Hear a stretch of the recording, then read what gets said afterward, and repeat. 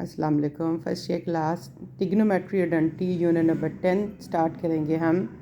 सबसे पहले जो है वो डिस्टेंस फार्मूला है, उसकी डेफिनेशन डिफ़ाइन करने को आती है। सम टाइम इसका एमसीक्यू भी आ जाता है कि write the distance formula. 10th class में हम ये पढ़ चुके हैं कि let P(x1) y1 Q(x1) y2 b2 points and db denote the distance between the points, और ये उसका फार्मूला है, दोनों तरह डिनोट करते हैं। फिर फंडामेंटल लॉ ऑफ ट्रिग्नोमेट्री, ये क्वेश्चन स्ट्रेट करना शॉर्ट क्वेश्चन में आता है कि state the fundamental law of trigonometry. तो हम यहाँ से लेकर यहाँ तक इसकी स्टेटमेंट लिखेंगे। कॉज अल्फ़ा माइनस बीटा के फार्मूले को फंडामेंटल लॉ ऑफ ट्रिग्नोमेट्री कहते हैं। ये शॉर्ट क्वेश्चन आता है, फिर बता रही हूँ कि state the fundamental law of trigonometry के। उसके बाद फार्मूला कॉज का अल्फ़ा माइनस बीटा का, इसके बाद हमारे पास कॉज अल्फ़ा प्लस बीटा का formula, sine alpha plus beta, sine alpha minus beta, tan alpha plus beta, tan alpha minus beta का।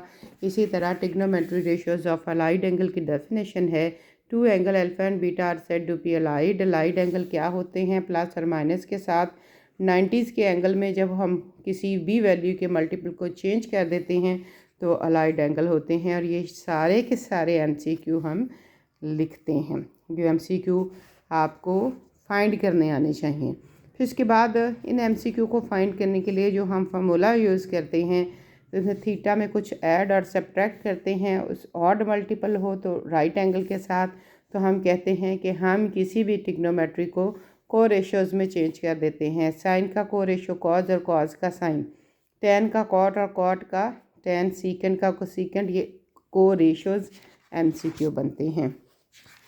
फिर हम क्वेश्चन नंबर 1 करते हैं। क्वेश्चन नंबर 1 और 2 दोनों सेम है, पूरी एक्सरसाइज सेम है, मगर 1 और 2 तो टोटली सेम है। स्टार जहाँ लगे हुए हैं वो मैं आपको इम्पॉर्टेंट क्वेश्चन है। क्वेश्चन नंबर 3 शॉर्ट है, 4 लॉन्ग है, 5 भी लॉन्ग है और 6 शॉर्ट क्वेश्चन इम्पॉर्टेंट है, और 1 और 2 जो है वो एमसीक्यू बनते हैं। 1 की स्टेटमेंट है, without using the table use नहीं करना, find the value of this.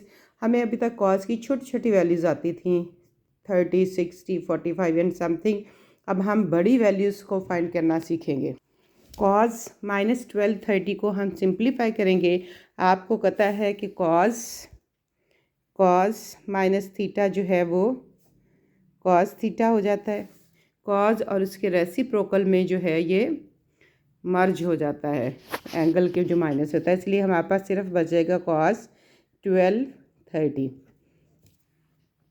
अब हमें 12 30 जो है इसको 90 पे डिवाइड करना है कि 9 इसमें से कितने 90 निकलते हैं। ठीक है, ये देखें ऐसे हमने इसको 90 पे हर एक को हमेशा डिवाइड करना है। हमारे पास सिंप्लीफिकेशन के बाद ये आएगा कि किसी भी नंबर में ये जो नंबर दिया हुआ है इसमें 13 90s हैं और रिमेनिंग ये वाली वैल्यू बचती है। अब ये वैल्यू चूँकि छोटी होगी इसलिए हम डिवाइड नहीं कर सकते, तो हम इसको लिखेंगे कैसे कि 13 90 हैं, 13 90, ठीक है, 13 × 90 + 60, ठीक है, हमने 60 रिमेनिंग लिख लिया। लिखने का स्टाइल ये भी होता है ना, 13 90 + 60 के 13 इसमें 90 हैं, बाकी 60 है। हम इस क्वेश्चन की स्टेटमेंट को 90s के मल्टीपल में चेंज कर देंगे। ठीक है, अगर तो ये मल्टीपल 90 का जो है ये ऑड हुआ, ये ऑड नंबर हुआ, तो जो इसके बाहर वाली वैल्यू है, ये जो बाहर वाली वैल्यू है ये को रेशियो में चेंज हो जाएगी, यानी कि हम लिखेंगे साइन 60 डिग्री। ठीक है, ये हम साइन 60 डिग्री लिख देंगे इसमें से, और हम देखेंगे कि 12 30 कहाँ लाई करता है। ठीक है, को रेशियो में ये कब चेंज होगा? जब ये ऑड मल्टीपल आएगा, तो साइन की को रेशियो कॉज की साइन है। फिर हमने देखना है कि ये पूरा नंबर ले लेंगे, ये दोनों में से कोई भी, ये कहाँ लाई करते हैं, किस क्वाड्रेंट में लाई करते हैं। ठीक है, अब देखें 90 अगर 4 हो तो एक सर्कल बनता है। ठीक है, अगर 90 4 हो तो एक सर्कल कंप्लीट होता है। हाँ, 90 4 हो तो एक सर्कल कंप्लीट होता है। 90 + 360 360। अब ये 4 90, इसमें से एक दफ़ा 90 4 निकाले, 2 दफ़ा निकाले तो 3 दफ़ा, यानी कि 90 4 90 से एक सर्कल कंप्लीट। तो इसमें से टोटल जो है वो 360 निकल गया, बाकी बचा एक। देखो 4 4 और मल्टीप्लाई बाय 2 8 और 4 मल्टीप्लाई बाय 3 12 90 इसमें से निकल गया, एक 90 बच गया। 90 में एक ऐड किया 60, तो ये सेकंड क्वाड्रेंट बनना है। तो सेकंड क्वाड्रेंट में कॉज कैसा होता है? नेगेटिव। और साइन 360 की वैल्यू हम पुट कर देंगे तो हमारा आंसर आ जाएगा। ये देखें, 4 90 हों तो 360 बनता है, 8 90 हों तो 2 सर्कल कंप्लीट होते हैं, 12 90 हों तो 3 सर्कल कंप्लीट होते हैं। तो 12 90 में से 3 सर्कल कंप्लीट हो गया, तो पीछे बचा एक 90। उस 90 में 60 को ऐड किया तो सेकंड क्वाड्रेंट आता है। सेकंड क्वाड्रेंट में साइन कैसा होता है? नेगेटिव, तो वैल्यू आ जाएगी। एक और पार्ट इसका मैं जैसे आपको करवाती हूँ, पार्ट नंबर सेकंड। जैसे ये देखिए पार्ट नंबर 2 है, इसमें माइनस बाहर आ जाएगा। पता है ना कि कॉज में और उसके रेसिप्रोकल में सिर्फ वो आपस में वो मर्ज होता है, यानी कि वो ख़त्म हो जाता है। ये मैं बाहर आ गया। अब मैंने 90 पे इसको डिवाइड कर दिया तो 11 90 निकले हैं इसमें से, यानी कि -10 11 90, और पीछे जो बच गया है वो क्या है? वो 45 डिग्री है। अब 11 90 में कितने सर्कल्स बाहर आते हैं ये आपको पता होना चाहिए। 8 90 2 सर्कल बाहर आते हैं, तो 8 में से 8 इसमें से 8 निकाल दो, बाकी 390 बच गया।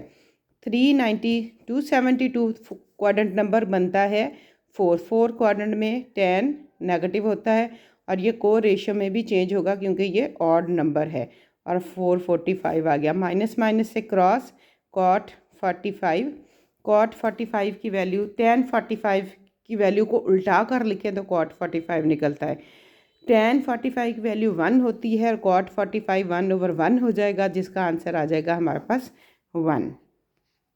जैसे ये पार्ट नंबर 3 है, मैंने इसको डिवाइड कर लिया है। ये 12 90 निकलते हैं तो 3 सर्कल कंप्लीट हो गया, पीछे से कोई 90 नहीं बचा, तो सिर्फ 60 बचा। 60 जो है वो क्वाड्रेंट 1 में लाई करता है, और चूँकि ये इवन नंबर है मल्टीपल, इसलिए ये सीकेंड ही रहेगा। ठीक है। और सीकेंड सीकेंड 60 की वैल्यू जो है वो क्या होती है? हमें नहीं आती, हमें कॉस 60 की वैल्यू आती है। वो क्या होती है? 1/2। तो उसको उल्टा कर लिखेंगे तो आंसर आ जाएगा। बाकी पार्ट इसके सेम है। क्वेश्चन नंबर 2 करते हैं। क्वेश्चन नंबर 2 की स्टेटमेंट क्या है? क्वेश्चन नंबर 2 में मैंने उन्हें यही फाइंड करने को कहा है, मगर उन्होंने कहा कि जो रिमेनिंग बचने वाली वैल्यू है 45 से लेस होनी चाहिए, यानी कि ये जो रिमेनिंग बचता है ये 45 से लेस होना चाहिए। चाहे आप यहाँ बड़ी नीचे वैल्यू लिखें चाहे छोटी। जब भी हम डिवाइड करते थे यहाँ पे, तो नीचे हमेशा आम तौर पर बड़ी वैल्यू ही, छोटी वैल्यू आती है ताकि वो पॉजिटिव आ जाए। मगर अब चूँकि 45 से लेस लेना है, इसलिए यहाँ पे बड़ी वैल्यू लेनी पड़ी। अगर मैं 90 लेती तो वो 45 से बड़ी बचनी थी, इसलिए मुझे बड़ी वैल्यू लेनी पड़ी। ये याद रखिएगा मैंने बड़ी क्यों ली। तो हम -12 लिख लेंगे, यहाँ प्लस हो या माइनस हो कोई फ़र्क नहीं पड़ता।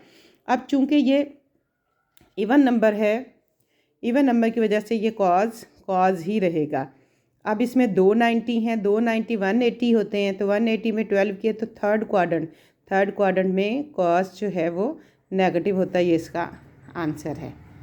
आप सिंपल ये भी कह सकते हैं कि 168 क्वाड्रेंट 3 में है, तो ये इसका आंसर आ जाएगा। जैसे ये 192 है, मैंने इसको डिवाइड किया तो यहाँ पे प्लस का साइन आया। ये हो गया, ये इवन नंबर है इसलिए को रेशियो में चेंज नहीं हुआ। 290 आ गया, 290 सेकंड क्वाड्रेंट में चले गए और 12 उसमें ऐड किया तो क्वाड्रेंट 3 में ये नेगेटिव होता है। या 192 जो है वो थर्ड क्वाड्रेंट में साइन नेगेटिव होता है। क्वेश्चन नंबर 3 करते हैं। क्वेश्चन नंबर 3 की स्टेटमेंट प्रूव करना है हमें। पहला पार्ट बहुत इंपॉर्टेंट है। पार्ट नंबर 1 पुरानी बुक का है, हमें वही मेथड अप्लाई करना है। साइन 90 में 180 में 2 90 होते हैं, और ये तो ऑलरेडी 90 है, मगर इसका हम मल्टीपल लिख लेंगे कि ये एक ही 90 है। ये इवन नंबर है, इवन नंबर की वजह से ये चेंज नहीं होगा को रेशो में। ये ऑड नंबर है तो ये चेंज हो जाएगा। अब 180 में कुछ प्लस करेंगे तो थर्ड क्वाड्रेंट है, क्वाड्रेंट थर्ड में ये नेगेटिव होता है। ये 180 में 90 में कुछ माइनस करेंगे तो क्वाड्रेंट 1 आएगा, वहाँ सारे पॉजिटिव होते हैं, is equal to right hand side. Part number 2 इसका करते हैं। मैंने सबको ही 90s में चेंज कर लिया मैंने ये सबको ही चेंज कर लिया 90s में। अच्छा, अगर ये वाला 90 भी इधर डाल देते तो यहाँ 0 बचता था, तो यहाँ कुछ ना कुछ बचाना ज़रूर है, इसलिए ये एक 90 मैंने इनके साथ रहने दिया है। अब ये 890 है, 890 में एक सर्कल कंप्लीट होगा तो ये सिर्फ साइन 90 रह जाएगा, ठीक है। और साइन जो है वो प्लस का ही आएगा क्योंकि वे क्वाड्रेंट 1 बनता है।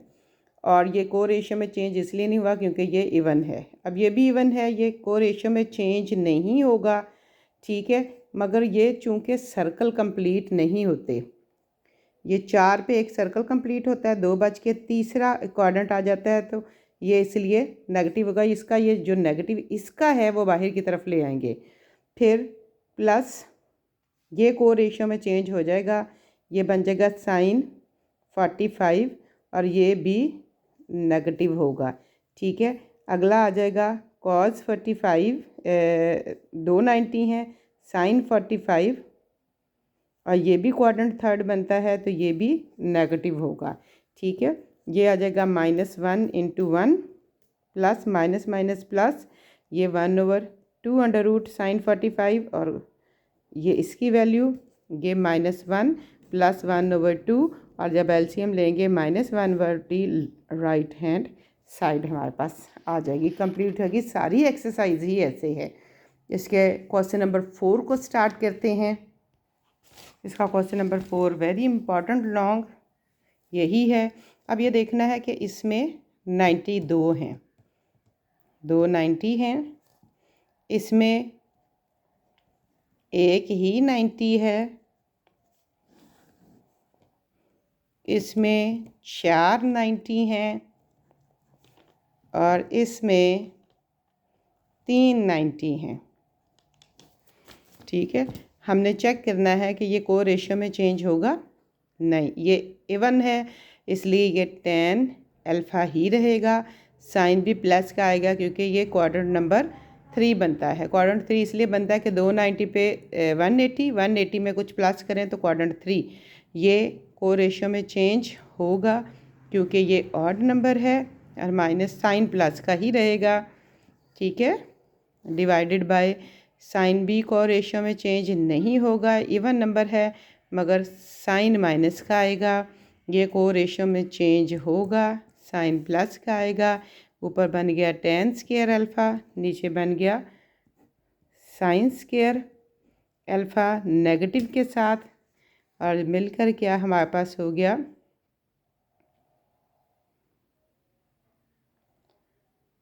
tan को चेंज कर देंगे sine square alpha over cos square alpha में और एक साइन स्क्वायर अल्फ़ा। पहले से ये नीचे वाला बाहर निकाल दिया, इसका फार्मूला लगाया, ये इसके साथ क्रॉस 1 कॉस स्क्वायर अल्फ़ा जो सीकेंड स्क्वायर अल्फ़ा के इक्वल है is equal to right hand side. हमारे पास आंसर आ गया। क्वेश्चन नंबर 3 पार्ट सेम है, सेकंड पार्ट में आपको करवाती हूँ। Very important second part number 2 इसका भी है, इम्पॉर्टेंट है, बहुत दफ़ा लॉन्ग में आ चुका है। पाई जो है वो 180 होता है, 3π/2 जो है वो 270 होता है। मैंने इनको चेंज कर लिया, 2π 360 होगा। इसको वैसे ही 90s में चेंज करके को रेशियो में चेंज करूँगी मैं। ये देखिए मैंने इसको सबको के 90s निकाल लिए। इवन होगा तो को रेशियो में चेंज नहीं होगा, कॉट होगा ऑड होगा तो को रेशियो में चेंज हो जाएगा। ये देखें मैंने इनके सबकी वैल्यूज़ निकाल दी हैं। ये जो स्क्वायर होता है इसको होल करके लिखते हैं। अच्छा, ये वाला स्क्वायर इसने क्या इस माइनस को तो उसने प्लस कर दिया, मगर जो इसका माइनस है उसको हमने बाहर निकाल दिया। इधर से ये वाला माइनस बाहर निकलेगा, ये वाला माइनस तो ख़त्म हो जाएगा। अब ये माइनस आपस में कैंसिल हो जाएंगे। अब इनके फार्मूलाज लगा के इनको सिंप्लीफाई करेंगे। ये मैंने इनके फार्मूलाज लिख लिए, ये इसके साथ कैंसिल हो जाएगा, ठीक है। इसी तरह ये ऊपर नीचे भी कैंसिल हो जाएगा, ये दोनों भी कैंसिल हो जाएंगे। ये भी कैंसिल हो जाएगा और हमारे पास सिर्फ कॉस थीटा बचेगा जो राइट हैंड साइड के इक्वल होगा। क्वेश्चन नंबर 4 और 5 दोनों सेम क्वेश्चंस हैं विदाउट एनी चेंज, दोनों ही सेम है। ठीक है, क्वेश्चन नंबर 6 करते हैं। इम्पॉर्टेंट है, जैसा पहला है वैसे ही सारे कंप्लीट ऐसे ही हैं। ये क्वेश्चन नंबर 5 3π/2 जो है ये 270 होता है, इसमें तीन जो है वो 90 होते हैं और 5π/2 में ये 380 से ऊपर होता है तो इसमें 590 होता है।